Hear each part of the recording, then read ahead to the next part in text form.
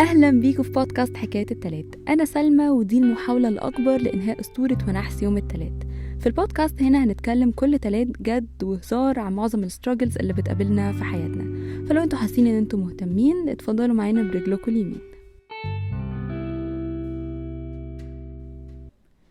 صباح الخير، عاملين ايه؟ يا رب تكونوا كويسين. I assumed ان انتوا بتسمعوا الحلقة الصبح فقلتلكوا صباح الخير علشان انا بتمنى ان انتوا تسمعوا الحلقة دي في وقتها. النهاردة التلات 31 ديسمبر 2024، اخر يوم في سنة 2024. كل سنة وانتوا طيبين. سنة خلصت وعدت بكل حاجة فيها ومش سايبة وراها غير شوية حاجات positive وشوية حاجات negative. واكيد طالما بدأت البداية دي من الحلقة فانتوا فهمتوا تقريبا انا هتكلم عن ايه. انا سلمى والنهاردة التلات وانتوا بتسمعوا حكاية التلات.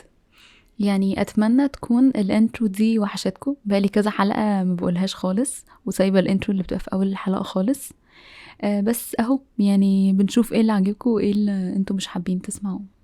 بما ان النهاردة اخر يوم في السنة فانا قررت ان انا اكون معاكم صريحة جدا ونتكلم في موضوع اتكلمنا فيه قبل كده بشكل مختلف.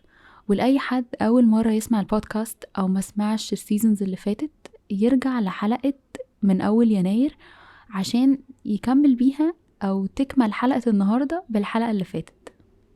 حلقة النهاردة عن السنة الجديدة وازاي نقفل السنة القديمة، نقفل عليها كده بالمفتاح واحنا ماشيين ونبدأ سنة جديدة مش عايزة اقول بطاقة ونشاط، لان احنا اوريدي بيبقى عندنا الطاقة والنشاط والحماس الزايد ده اللي بيخلينا عايزين نقوم نكسر الدنيا حوالينا. قبل ما ابدأ واقول لكم ازاي نعمل كده خلوني اكلمكم عن تجربتي انا.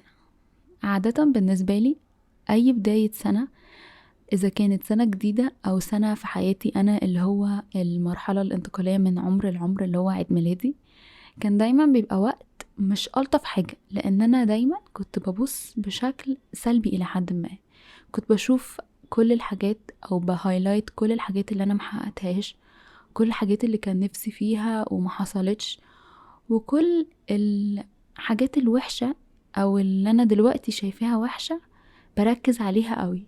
ما كنتش ببص على الحاجات الحلوة، ما كنتش ببص على كام مرة ربنا سترها معايا في حاجة واداني عكس ما كنت متخيلة، وان منع عني ربنا حاجة يمكن انا كنت عايزاها، بس بعد شوية اتضح ان الحاجة اللي انا عايزاها دي مش هي اللي انا محتاجاها ومش هي اللي هتفيدني في الوقت الحالي.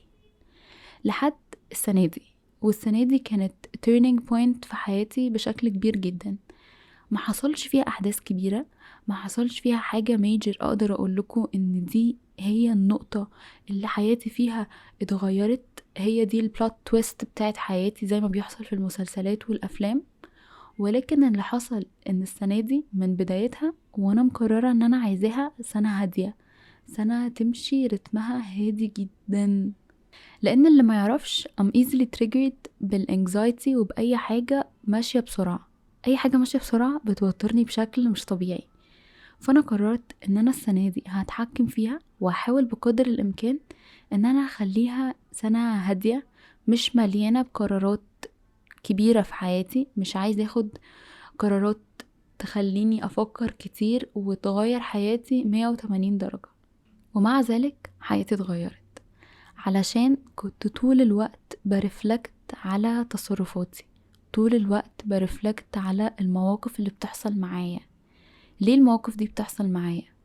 وهل في مغزى ورا ان الموقف ده يحصل معايا في الوقت الحالي؟ وكنت ماشية بحلل الأمور كلها، ويمكن ده اتعكس في حلقات البودكاست اللي أنا عملتها معاكم.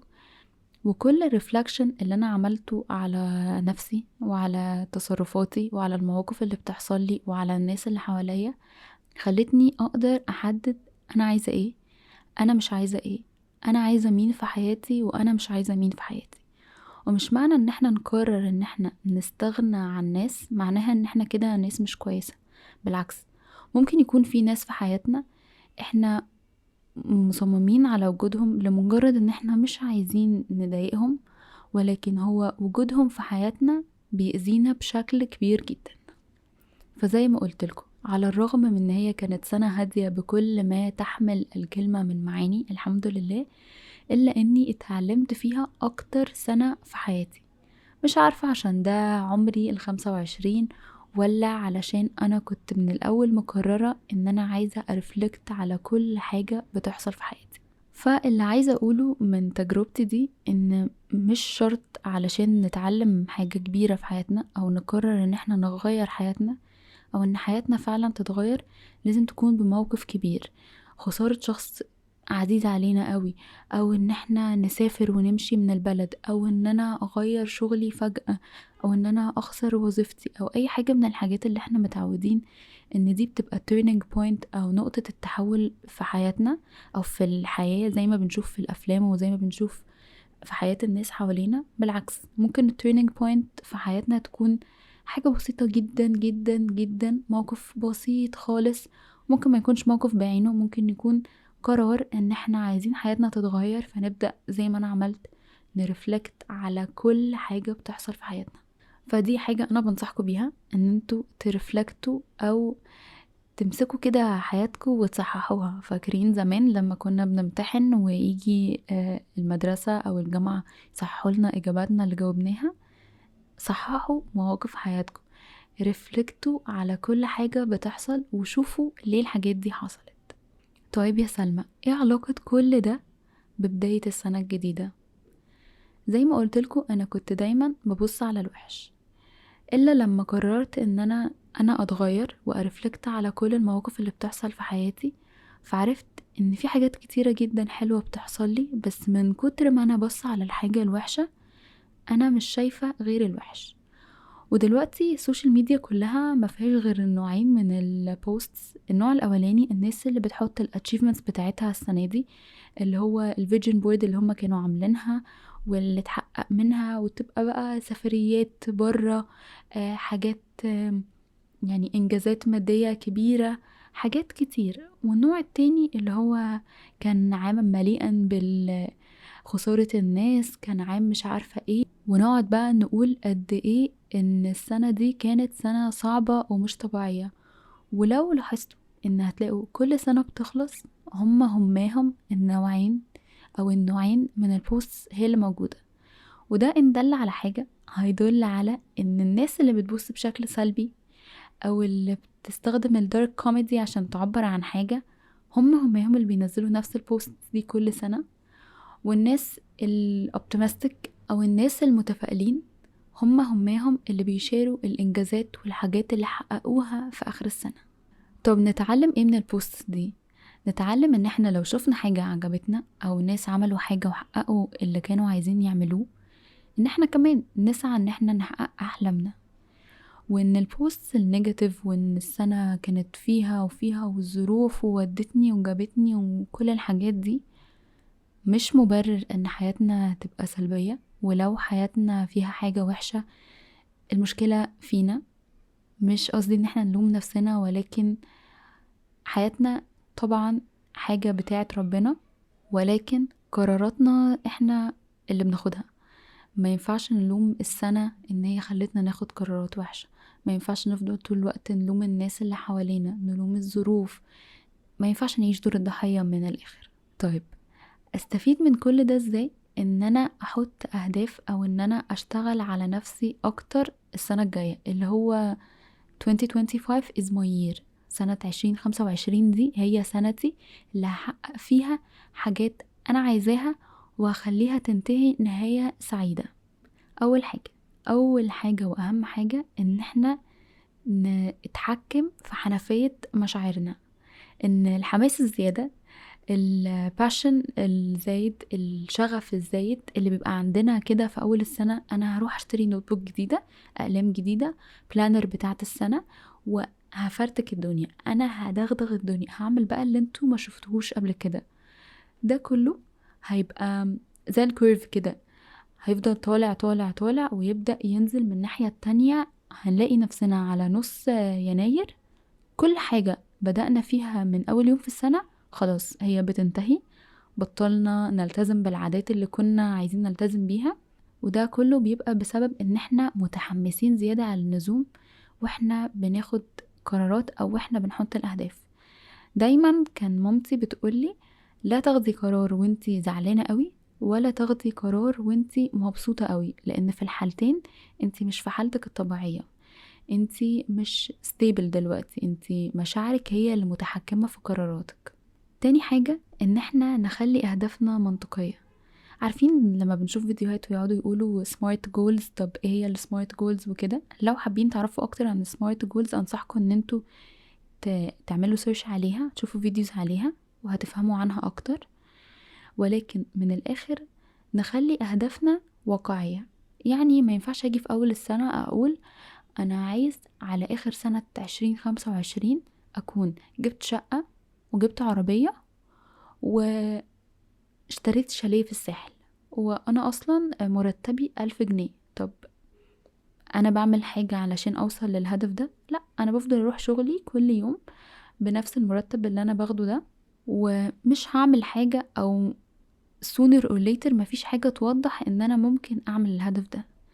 الهدف علشان احطه وينجح، او العادة الجديدة اللي انا عايزة اتعلمها عشان احطها وتنجح، لازم نبدأ بيبي ستيبس زي ما بيقولوا. لازم نبدأ زي ما بيبدأوا يعلموا البيبي كده، احنا كمان لازم نبدأ في الهدف بتاعنا بنفس الطريقة. يعني ابسط مثال، الحاجة اللي دايما لما بنتكلم عن اهداف السنة الجديدة بنجيب سيرتها، الرياضة والقراية. لو انا عايز حياتي تكون more healthy، لازم او عايز اللايف ستايل بتاع حياتي يكون صحي اكتر، بتدرب او بتمرن يعني، بتحرك اكتر وباكل اكل صحي. ابدأ بايه؟ ان انا اروح ادفع اشتراك الجيم على طول؟ 100% مش هنروح الجيم الا مرتين، والاشتراك ده هيروح على الارض، وكلنا وقعنا في نفس الفخ ده. ممكن ابدأ بان انا امشي كل يوم 10 دقايق، ال10 دقايق دولت يبقى ربع ساعة، ربع ساعة دولت يبقوا تلت ساعة، تلت ساعة دي تبقى نص ساعة، تبقى ساعة، وبعدين الاقي جسمي يتحرك اكتر ويتعود ان هو بيتحرك، فاقوم مشترك في الجيم. ممكن ابدأ بان انا اكت داون كل حاجة مش صحية في اكلي، بمعنى السناكس اللي بنجيبها من الشارع، الصودا، الفاست فود، واكل اكل البيت، الاكل اللي ماما بتعمله العادي، يعني الفاصوليا، البسلة، الحاجات دي كلها ناكلها. وبعدين ستيب باي ستيب نبدأ نعمل الاكل ده او نعمل الخضار ده بطريقة صحية اكتر، علشان تحافظ على جسمنا او تحافظ على الفوائد، وفي نفس الوقت ما نكونش ملينا، ما نكونش زهقنا، ما نكونش حسينا ان too much التشينجز دي كلها مرة واحدة، فانا لا فاكس خلاص انا هبطل الموضوع ده وهرجع تاني لحياتي ما انا كنت تمام ما عنديش مشكلة. تالت حاجة، والفكرة دي بصراحة انا خدتها من فيديو كان لأحمد أبو زيد، ان ليه ما نخليش هدف كل شهر؟ ان ليه ما نخليش هدف كل شهر؟ يعني ليه لو انا عندي مثلا يناير هعتبر ان ده شهر الرياضة، فانا هبدأ فيه اتحرك اكتر. فبراير هعتبر فيه ان ده شهر القراية، فانا كل يوم هقرأ صفحة واحدة بس. مارس نفس الكلام وافضل امشي مع كل يعني، وكل شهر انا مكملة في العادة بتاعت الشهر ده مع العادة او الهدف اللي انا بدأته من اول السنة. فعلى ما اوصل لاخر السنة الاقي نفسي معايا اكتر من عادة، مش حاجة واحدة بس، ومش شرط يكونوا احنا عندنا 12 شهر ب 12 عادة جديدة، مش شرط خالص. ونبدأ نعامل نفسنا زي ما بنعامل الاطفال، واحدة واحدة بالراحة، احنا مرناش اي حاجة. يعني واحدة واحدة بتجري ليه؟ واحدة واحدة ورانا ايه؟ على رأي مدحت شلبي، احنا مرناش حاجة. طيب هل يا سلمى دي الحاجة الوحيدة اللي انا، او دولت الحاجات الوحيدة اللي انا لو عملتها هقدر احدد اهدافي؟ اكيد لا. قبل ما نبدأ نحط اهدافنا ونستثمر وقتنا في ان احنا نشتغل على الاهداف دي، احنا محتاجين نقفل السنة اللي فاتت. ايا كان انتوا بتتكلموا على السنة بتاعت 2024 اللي بتخلص، او بتقفلوا المدة الزمنية من عمركم اللي فاتت. انا ممكن اجي في شهر 6 اقول انا هبدأ اغير حياتي من النهاردة، فانا اول 6 شهور او 6 شهور اللي فاتت دولت انا عايزة اقفلهم وابدأ من اول وجديد. فايا كان المرحلة اللي انتوا قررتوا ان انتوا هتقفوا عندها وتغيروا حياتكم او تحسنوا من حياتكم، فاحنا محتاجين ان احنا نقفل المرحلة اللي قبل كده. ومش معنى ان احنا نقفل المرحلة اللي قبل كده ان هو ننسى الفيرجن القديمة من نفسنا او ننسى النسخة القديمة من نفسنا ونمحيها خالص وما تبقاش موجودة؟ أكيد لأ. احنا محتاجين نقعد ونشوف النسخة القديمة من نفسنا أو النسخة الحالية من نفسنا، ايه الحلو فيها وايه الوحش فيها. وهو ده الرفلكشن اللي أنا كنت بتكلم عليه. احنا محتاجين نرفلكت على السنة اللي فاتت من حياتنا. نرفلكت على السنة اللي فاتت من حياتنا ازاي؟ نشوف ايه أحسن الحاجات اللي احنا عملناها السنة دي، احنا بنفسنا اللي عملناها، مش حصلت لنا خارج عن إرادتنا. نبص على أكتر الحاجات اللي احنا فخورين بيها اللي حصلت لنا في السنة اللي خلصت، ونشوف لو الحاجات دي أنا ليا يد فيها. طيب هل أنا عملت روتين معين خلاني أوصل للحاجة دي؟ ايه اللي خلاني overcome أو أتغلب على حاجة كانت مخوفاني وأعملها؟ ايه الحاجة اللي خلتني أعمل الحاجة اللي أنا مبسوطة قوي إن أنا عملتها دي؟ وفي نفس الوقت أبص على الحاجات اللي ممكن نقول عليها حاجات سلبية، الحاجات اللي أنا مش مبسوطة بيها قوي. يعني أشوف ايه أصعب التحديات أو ايه أكتر مواقف كانت challenging بالنسبة لي في السنة اللي فاتت، ايه الدروس اللي أنا استفدتها من المواقف دي أو من الموقف الchallenging اللي حصل في حياتي. طب ايه في حياتي مواقف حصلت رد فعلي أو تصرفي فيها ما كانش أحسن حاجة وكنت أتمنى إن أنا أتصرف بطريقة مختلفة، وليه كل ده؟ لما نسأل نفسنا الأسئلة دي، احنا على فكرة ممكن نجيب ورقة وقلم ونقعد نجاوب على الأسئلة دي.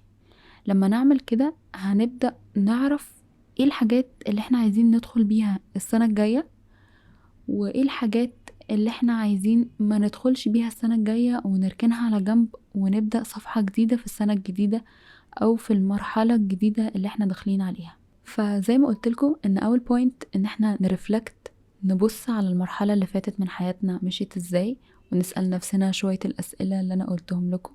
مش هم دولت بس، ممكن تسيرشوا على الانترنت ايه هي الأسئلة التانية اللي ممكن تسألوها أو ازاي ترفلكتوا على الفترة اللي فاتت من حياتكم.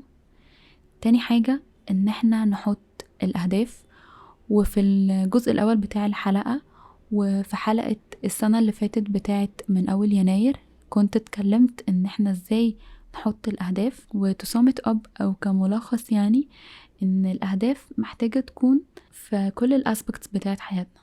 أهداف باتجاه الكارير أو في الحياة العملية بتاعتنا، أهداف في الفاميلي وايز أو في الأسبكت بتاع العيلة، أهداف في حياتنا العاطفية مع البارتنرز بتوعنا، أهداف فينا إحنا، ممكن أهداف في شكلنا، أنا عايزة شعري يطول ويتقل، أنا عايزة to have a more clear skin، أنا عايزة أي حاجة من الحاجات دي، أنا عايز أخسر وزن وعايز جسمي يكون more fit. الحاجات دي ما فيهاش مشكلة إن إحنا نشتغل عليها، ولكن ما ينفعش تكون هي دي الحاجة الوحيدة. وبعدين نبدأ نحط روتين. يبقى أول حاجة إن إحنا نرفلكت، تاني حاجة ان احنا نحط الجولز نفسها في الاسبكتس المختلفة او في الجوانب المختلفة من حياتنا، تالت حاجة ان احنا نحط روتين. طب نحط روتين لإيه؟ نحط روتين لإزاي نوصل لكل هدف من الأهداف دي. زي ما اتكلمنا في أول الحلقة ان احنا ممكن نخلي كل شهر هدف، ومن هنا نبدأ ان احنا نكتب روتين اليوم او نحدد في دماغنا روتين اليوم. مع اني انا من انصار الكتابة، بحس البني ادم لما بيكتب الحاجة بتثبت اكتر وما بينساهاش، بيبقى دايما في مرجع انا عملت الحاجة دي ولا ما عملتهاش. وابدأ احط روتين كامل ازاي امشي على الحاجة دي. بس واحنا بنحط الروتين مهم قوي ان احنا نسيب مساحة للبريك، مساحة ان احنا نقفل مخنا خالص. والبريك المفروض يكون متقسم، اللي هو بريك يومي وبريك اسبوعي وبريك شهري وبريك سنوي او على المدى الاكبر. بمعنى ان على المدى الكبير الحاجة الاكبر اللي بنفصل بيها سفرية الصيف اللي بنسافر فيها في الصيف. لو جينا على مدى الشهر ممكن اعمل لنفسي في الشهر يعني خروجة حلوة قوي اكافئ نفسي بيها.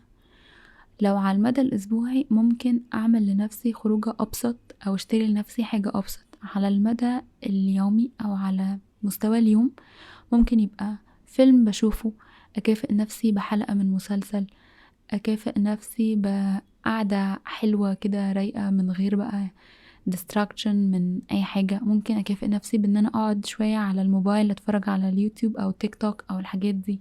وزي ما احنا هنكافئ نفسنا لو عملنا الروتين اللي احنا ماشيين عليه، احنا محتاجين مش نعاقب نفسنا، ولكن احنا محتاجين نكت داون الحاجات او نقلل من الحاجات اللي بتبسطنا او الحاجات اللي هي فور فن، لو احنا ما مشيناش على الروتين اللي احنا عايزين بيه نوصل للحاجة اللي احنا عايزين نوصل لها او نوصل لهدفنا. يعني لو انا النهاردة ما قريتش الجزء اللي انا عايزة اقرأه من الكتاب اللي انا عايزة اخلصه علشان ده هيحسنني، مش هكافئ نفسي بحلقة مسلسل من المسلسل اللي انا بحبه. طب انا عملت ايه؟ ما عملتش حاجة. I don't deserve it. بس شتان بين اللي انا بقوله وان احنا نجلد ذاتنا ونكون قاسيين مع نفسنا ونبقى عاجنين نفسنا طول السنة، ونيجي نقول ما انا في الاخر ما عملتش حاجة، او ما انا كنت مرهق قوي، فاجي على نص السنة ابقى متدمر وما كملش اي حاجة من الحاجات دي كلها. لان لا، الاعتدال حلو، وان احنا نكون وسطيين وماشيين بالراحة، بس في نفس الوقت سوري يعني مش بنتبارد، دي حاجة حلوة جدا. فلازم يكون عندنا المؤشر او المقياس اللي احنا نبقى عارفين احنا امتى جايين على نفسنا وامتى احنا ماشيين بالراحة قوي فاحنا مش هنلحق نعمل اي حاجة. طب هل يا سلمى انا لو عملت كل الحاجات اللي انت بتقوليها دي، ده هيجارنتي او هيضمن لي ان انا هحقق اهدافي كلها اللي انا حطيتها في اول السنة هتبقى اتحققت في اخر السنة؟ لا، لان سلمى مش بتعلم الغيب، يعني دي حاجة مش بتاعتنا. احنا هنبقى سعينا ان احنا نعمل الحاجة اللي احنا عايزينها، وان شاء الله بإذن الله بنسبة كبيرة جدا الحاجة دي هتحصل. ولو ما حصلتش يبقى ربنا شايل لنا حاجة احسن، ومش معنى كده ان هي مش هتحصل خالص، ممكن تكون حاجة مؤجلة ربنا يسايبها لنا لوقت تاني. فزي ما دايما بقولكم احنا علينا السعي، والنتيجة دي مش بتاعتنا، زي ما تيجي تيجي. بس ان شاء الله ان شاء الله ان شاء الله طالما سعينا وعملنا اللي علينا، فاهدافنا والجولز اللي احنا حاطينها هتتحقق. اخيرا في الاخر حابة اقول لكم حاجة، علشان نحط اهداف كويسة وعلشان نمشي على اهدافنا، في حاجتين في حياتنا او مصطلحين بنسمعهم دايما محتاجين ان احنا نمحيهم من القاموس بتاع حياتنا، نمحيهم من الديكشنري بتاع حياتنا، ونحط بدلهم او نستبدلهم بمصطلحين تانيين. محتاجين نلغي الحماس والشغف. الحاجات دي مش حقيقية، مش هي اللي هتخلينا نحقق اللي احنا عايزينه، لان الحماس والشغف دولت حاجات بتروح وبتيجي، بتطلع وبتقل، مش دايما ثابتين. ومحتاجين نحط مكانهم الديسيبلين والكونسيستنسي، الاستمرارية والانضباط. لان احنا لو استمرينا على الروتين اللي احنا عملناه وكنا منضبطين في ان احنا ما نوقفش، ده اللي فعلا هيخلينا نوصل للحاجة اللي احنا عايزينها. اي حد فات او جسمه حلو ورياضي وبيروح الجيم، لو سألته انت ايه اللي خلاك توصل لكده، عمره ما هيجي يقولك الباشن او الشغف او الحماس، عمره ما هيقولك كده. هيقولك consistency consistency consistency، الاستمرارية ثم الاستمرارية ثم الاستمرارية، والانضباط ثم الانضباط ثم الانضباط. الحاجات دي لما بنبدلها، لما بنبدل الحماس والشغف بالانضباط والاستمرارية، بجد بجد بيفرق في كل الاسبكتس بتاعت حياتنا. واسألوني انا مجربة مش في كل حاجة غيرتهم، يعني لما بغيرهم واستغنى عن ان انا I'm not passionate about الحاجة دي دلوقتي، واقرر ان انا اكون لا، لازم يكون في discipline، لازم يكون في consistency واستمر على الحاجة دي، تفرق 1,000,000% في results او في النتائج بتاعة الحاجة اللي انا بعملها. وبكده نكون وصلنا لآخر حلقة النهاردة او اخر حكاية النهاردة، وهي بتصادف اخر حكاية من حكايات التلات في 2024. مبسوطة جدا بسنة كمان في وجودكم معايا، وفي وجود حكاية التلات في حياتكم وفي حياتي انا كمان. يا رب السنة الجاية تكون سنة حلوة علينا كلنا، تكون سنة مثمرة نعمل فيها حاجات كتيرة كان نفسنا نعملها ومأجلينها. وما تنسوش تعملوا فولو على انستجرام علشان هناك هحطلكوا شوية فيديوز كانوا ريفرنس لحلقة النهاردة، وكانوا ريفرنس مش بس لحلقة النهاردة، في حياتي in general. وبس كده، اشوفكم التلات الجاي اللي هو السنة الجاية يعني. حكاية التلات هي بودكاست أسبوعي موجودة على أبل بودكاست، سبوتيفاي، جوجل بودكاست وكاست بوكس. تقدروا تتابعونا على انستجرام وتيك توك @حكاية التلات بالإنجليش. نتقابل التلات الجاي.